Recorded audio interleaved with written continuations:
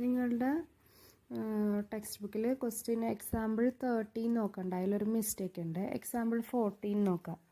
Find the present value of an immediate പെർപ്പച്വറ്റി.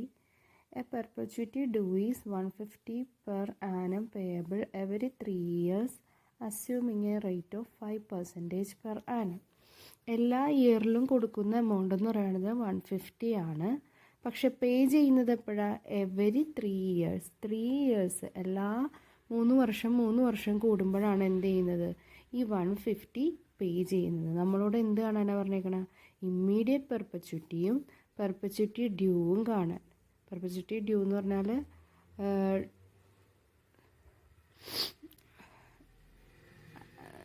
അതിൻ്റെ ഫോർമുലയൊന്നുമില്ല, പക്ഷെ നമ്മളതിവിടെ ഇപ്പം മേക്ക് ചെയ്യാൻ പോണേണ്. അപ്പോൾ അതെങ്ങനെയെന്ന് നോക്കാം. നമ്മൾക്ക് ഇവിടെ പറഞ്ഞിട്ടുണ്ട് എവരി ഇയർ ചെയ്യുന്ന പേയ്മെൻറ്റ് എത്രയാണ്? എവരി ഇയർ ചെയ്യുന്ന പേയ്മെൻറ്റ് എന്ന് പറയുന്നത് 150 പെർ ആനം ആണ്. പക്ഷേ ഇത് പേയ്മെൻറ്റ് ചെയ്യുന്നത് എങ്ങനെയാണ്? എവരി 3 years, അതായത് എല്ലാ 3 yearsൻ്റെയും അവസാനമായിരിക്കും അവരെന്ത് ചെയ്യുന്നത്? ഈ 150 എന്ന് പറയുന്നത് പേയ്മെൻറ്റ് ചെയ്യണത്.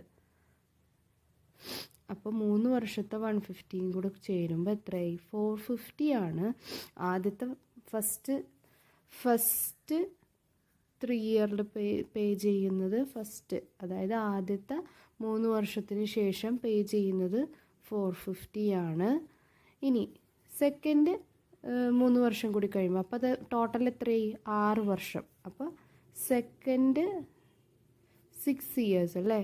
ആദ്യത്തെ 3 വർഷവും പിന്നെ അടുത്ത 3 കൂടി കൂട്ടുമ്പോൾ 6 years. ആഫ്റ്റർ 6 yearsന് ശേഷം അല്ലെങ്കിൽ ആഫ്റ്റർ 6 yearsന് ശേഷം ചെയ്യുന്നത് വീണ്ടും 450 തന്നെ. ഇങ്ങനെ എന്ത് ചെയ്യുന്നു? 3 വർഷം കൂടുമ്പോൾ അവരെന്ത് ചെയ്യുന്നു? പേയ്മെൻറ്റ് ചെയ്യുന്നു.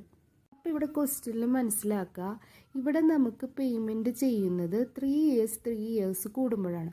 അങ്ങനെ ചെയ്യുമ്പോൾ നമ്മൾ എന്ത് യൂസ് ചെയ്യില്ല? ഇമ്മീഡിയറ്റ് ആനുവിറ്റിയുടെ ഫോർമുലാന A/I എന്ന് പറയുന്ന ഫോർമുല നമ്മൾ എന്ത് ചെയ്യില്ല? ഫോളോ ചെയ്യില്ല. കാരണം ഇവിടെ എന്ത് ചെയ്യുന്നുണ്ട്? ഒരു അരിത്തമെറ്റിക് പ്രോഗ്രഷൻ പോലെ 3 വർഷം കൂടുമ്പോൾ ഗ്യാപ്പ് വരുന്നുണ്ടല്ലേ? ഗ്യാപ്പ് വരുമ്പോൾ നമ്മൾ ഉപയോഗിക്കുന്ന ഫോർമുല എന്ന് പറയുന്നത് ഫസ്റ്റ് 3 year, അതായത് ആദ്യത്തെ 3 yearൽ നമ്മൾ നടത്തുന്ന പേയ്മെൻറ്റിൻ്റെ ഇൻട്രസ്റ്റ് എന്ന് പറയുന്നത് 450 ഡിവൈഡഡ് ബൈ 1 + i⁻3.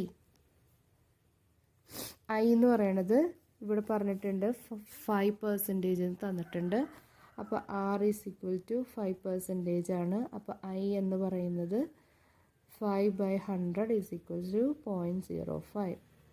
അപ്പോൾ 450 ഡിവൈഡഡ് ബൈ 1.05⁻3 ആണ് ഫസ്റ്റത്തെ 3 ഇയറിൽ വന്ന എമൗണ്ട്. ഇനി ആഫ്റ്റർ 6 years അല്ലേ? അതായത് ഇനി രണ്ടാമത്തെ 3 ഇയറും കൂടി ആകുമ്പോഴേക്കും എത്രയായി? ടോട്ടൽ 6 years ആയി. അപ്പോൾ ഉള്ള ഫോർമുല എന്താവും? 450 ഡിവൈഡഡ് ബൈ 1.05⁻6. ഇനി തേർഡ് പേയ്മെൻറ്റ് നടത്തുന്നത് എപ്പോഴായിരിക്കും? ആഫ്റ്റർ 9 yearsന് ശേഷം അല്ലേ? 9 yearsന് ശേഷം 450 ഡിവൈഡഡ് ബൈ 1.05⁻9. ഇങ്ങനെയാണ് നമ്മൾ എന്ത് ചെയ്യുന്നത്? പെർപ്പച്വിറ്റി കാണുന്നത്. നമുക്ക് ക്വസ്റ്റ്യനിൽ എവരി ഇയറിലല്ല പേയ്മെൻറ്റ് തന്നേക്കണേ എങ്കിൽ ഒരു എന്താ പറയുക, എന്തെങ്കിലും ഒരു വ്യത്യാസം അല്ലെങ്കിൽ ഒരു ഗ്യാപ്പ്, ഫിക്സ്ഡ് ആയിട്ടുള്ള ഗ്യാപ്പുകൾ തരുന്നുണ്ടെങ്കിൽ നമ്മൾ ചെയ്യേണ്ട പെർപ്പച്വിറ്റി കാണേണ്ടത് ഓരോ വർഷത്തെയും പെർപ്പച്വിറ്റി കാണണം. എന്നിട്ട് അതെന്ത് ചെയ്യും? എല്ലാം കൂടെ ആഡ് ചെയ്യും. അപ്പോൾ ഇവിടെ ടോട്ടൽ വാല്യൂ എന്ന് പറയുന്നത് ഫസ്റ്റ് ഇയർ എന്ന് പറഞ്ഞാൽ 3 years. ഇനി സെക്കൻഡ് 3 years, അതായത് 6 years. പിന്നെ തേർഡ് 3 years, അതായത് 9 years. ഇതിങ്ങനെ എന്ത് ചെയ്യുന്നു? പോയിക്കൊണ്ടേയിരിക്കുന്നു. എപ്പോഴാണ് അവസാനിക്കണേന്ന് എന്തൊന്നിട്ടില്ല, പറഞ്ഞിട്ടില്ല. അപ്പോൾ ഇതെന്ത് കേസായി? പെർപ്പച്വിറ്റിയുടെ കേസായി. ഫസ്റ്റത്തെ നമുക്കറിയാം 450 divided by 1.05⁻3 plus 450 divided by 1.05⁻6 plus 450 divided by 1.05⁻9. ഇതിങ്ങനെ പോയിക്കൊണ്ടേയിരിക്കുന്നു. V = V is equal to 450 divided by 1 raised to 5 raised to 3 plus 450 divided by 1 raised to 1 is 1.5 raised to 6 plus 450 divided by 1.05 raised to 9 ഇങ്ങനെ കിട്ടി. ഇനി നമ്മൾ എന്ത് ചെയ്യുന്നു? ഈ 450 divided by 1.0 raised to 5 1.05 raised to 3 എന്ന് പറയുന്നത് നമ്മൾ കോമൺ ആയിട്ട് എടുക്കുന്നു. അപ്പോൾ ആദ്യത്തെ ഇത് കോമൺ ആയിട്ട് പുറത്തേക്ക് എടുത്തപ്പോൾ 1 ആയി. പ്ലസ് രണ്ടാമത്തെ എടുക്കുമ്പോഴോ 1 divided by 1.05 raised to 3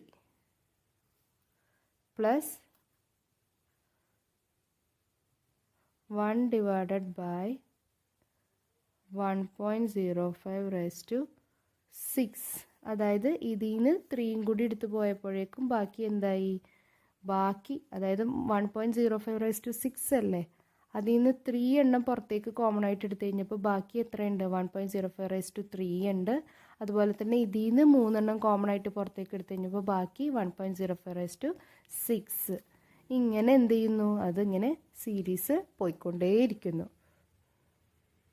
ഇനിയൊരു ഫോർമുലയുണ്ട്. 1 plus r plus r raise to r square plus ഇങ്ങനെയാണ് ഒരു സീരീസ് പോകുന്നതെങ്കിൽ അതൊരു ഫോർമുലയാണ്. ഇവിടെ ആദ്യം 1 ആണ്, പിന്നെ ആർ എന്ന് പറയുന്നത് ഇതാക്കി എടുത്തു, പിന്നെ ഇതിൻ്റെ സ്ക്വയർ ആണല്ലേ ഇത് ഇൻറ്റു 2, അതായത് ഇരട്ടി. ആറിൻ്റെ ഇരട്ടി എന്ന് പറയുന്നത് 1.05 raised to 6. ഇങ്ങനെ പോണ ഒരു സീരീസ് ആണെങ്കിൽ നമ്മൾ എന്താ എടുക്കേണ്ടതെന്ന് വെച്ചിട്ടുണ്ടെങ്കിൽ കോമൺ ഫിഗറിൻ്റെ കൂടെ, അതായത് നമ്മളിവിടെ പുറത്തേക്ക് എടുത്ത ഈ ഫിഗറില്ലേ 450.05 raised to 3യുടെ കൂടെ ബ്രാക്കറ്റിൻ്റെ ഉള്ളിൽ ഇങ്ങനെ 1 plus r raise r square plus ഇങ്ങനെ പോയിക്കൊണ്ടിരിക്കുന്ന ഒരു സീരീസ് ആണെങ്കിൽ നമ്മൾ ആ കോമൺ ഫിഗറിൻ്റെ കൂടെ എങ്ങനെ എടുക്കണം? 1 divided by 1 minus r എന്ന് എടുക്കണം. 1 divided by 1 minus r എന്ന് എടുക്കണം. അത് റൂളാണ്. ഇവിടെ ആറിൻ്റെ സ്ഥാനത്ത് വന്നത് ഏതാ? ഇതല്ലേ. ഇത് 1ൻ്റെ സ്ഥാനത്ത്, ഇത് ആറിൻ്റെ സ്ഥാനത്ത്, ഇത് ആർ സ്ക്വയറിൻ്റെ സ്ഥാനത്ത്.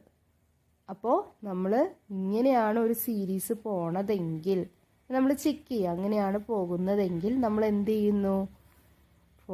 ആ കോമൺ ഫിഗറിൻ്റെ കൂടെ 1 divided by 1 minus r എന്ന് പറയുന്നത് ഇൻറ്റു ചെയ്യണം. അപ്പോൾ 450 divided by 1.05 raised to 3 into 1 divided by 1 minus 1 by 1.05 raised to 3 ഇങ്ങനെ ചെയ്യണം. ഇവിടെ ആറിൻ്റെ വാല്യൂ എന്ന് പറയുന്നത് 1 by 1.05 raised to 3 ആണ്. അതാണ് 1 minus r എന്നുള്ള ആ ഫിഗർ നമ്മളിവിടെ കൊടുക്കുന്നത്. ഇത് ചെയ്യുമ്പോൾ 450 divided by 1.05 raised to 3 into 1 divided by ഈ 1ലേക്ക് ഇത് ഇൻറ്റു ചെയ്യും. 1.05 raised to 3 minus 1 divided by 1.05 raised to 3. ഇനി ഇവിടെ ഡിവിഷൻ ഉള്ളത് ഇപ്പുറത്തേക്ക് എന്ത് ചെയ്യും?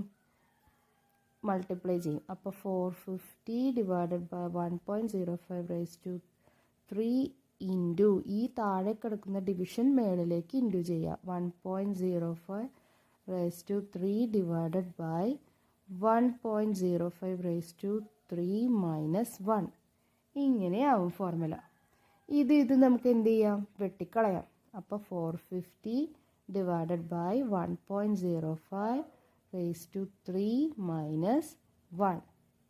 ഇതിങ്ങനെ ചെയ്യുമ്പോൾ നമുക്ക് കിട്ടുന്ന ഫിഗർ എന്ന് പറയുന്നത് 2854.90 കിട്ടും. ഇങ്ങനെയാണ് ഒരു റെഗുലർ ഇൻ്റർവെൽസ്, അതായത് ഒരു ഗ്യാപ്പ് ഇട്ടിട്ട് നമ്മൾ പേയ്മെൻറ്റ് നടത്തുകയാണെങ്കിൽ നമ്മൾ പെർപ്പച്യൂറ്റി കാണേണ്ട മെത്തേഡ്. ഇത് ഇമ്മീഡിയറ്റ് പെർപ്പച്യൂറ്റി ഫസ്റ്റ് മെത്തേഡാണ്. ഇമ്മീഡിയറ്റ് പെർപ്പച്യൂറ്റി ആണ് ഇതിപ്പോൾ കണ്ടേക്കണത്. ഇനി നമുക്ക് എന്ത് കാണണം? പെർപ്പച്യൂറ്റി അറ്റ് ഡ്യൂ കാണണം. സെക്കൻഡ് മെത്തേഡ് പെർപ്പച്യൂറ്റി അറ്റ് ഡ്യൂ എന്ന് പറഞ്ഞാൽ എന്താ?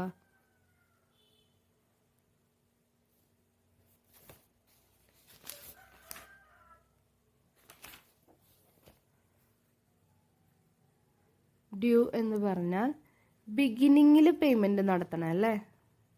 ബിഗിനിങ്ങിൽ പേയ്മെൻറ്റ് നടത്തുന്നതിനെയാണ് പെർപ്പച്യൂറ്റി അറ്റ് ഡ്യൂ എന്ന് പറയുന്നത്.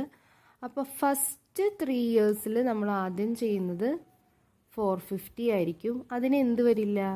No interest. ആദ്യം തന്നെ പേയ്മെൻറ്റ് ചെയ്യുമ്പോൾ നമുക്ക് എന്ത് വരില്ല? നോ ഇൻട്രസ്റ്റ് വരില്ല.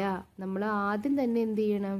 പീരീഡ് സ്റ്റാർട്ട് ചെയ്യുമ്പോൾ തന്നെ 450 പേ ചെയ്യണം. എന്താ? ഫസ്റ്റ് ഇയറിൽ തന്നെ. പക്ഷെ അതിന് എന്ത് വരില്ല? ഇൻട്രസ്റ്റ് വരില്ല. 3 ഇയർ അല്ല, ഫസ്റ്റ് ഇയറിൽ തന്നെ നമ്മൾ 450 പേയ്മെൻറ്റ് ചെയ്യണം.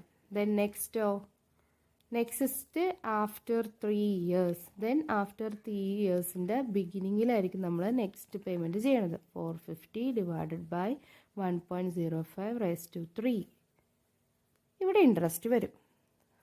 Then after 6 years 450 divided by 1.05 raise to 6. ഇങ്ങനെയായിരിക്കും എന്ത്? ബിഗിനിങ്ങില അല്ലെങ്കിൽ പെർപ്പച്യൂറ്റി അറ്റ് ഡ്യൂവിൻ്റെ നമ്മൾ ചെയ്യണം.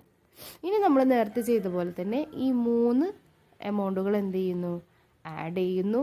എന്നിട്ട് നമ്മൾ ആ പറഞ്ഞ പോലെ തന്നെ 1 + r 1 + r + r² അങ്ങനെയാണ് സീരീസ് പോണതെങ്കിൽ നമ്മൾ എന്ത് ചെയ്യാം?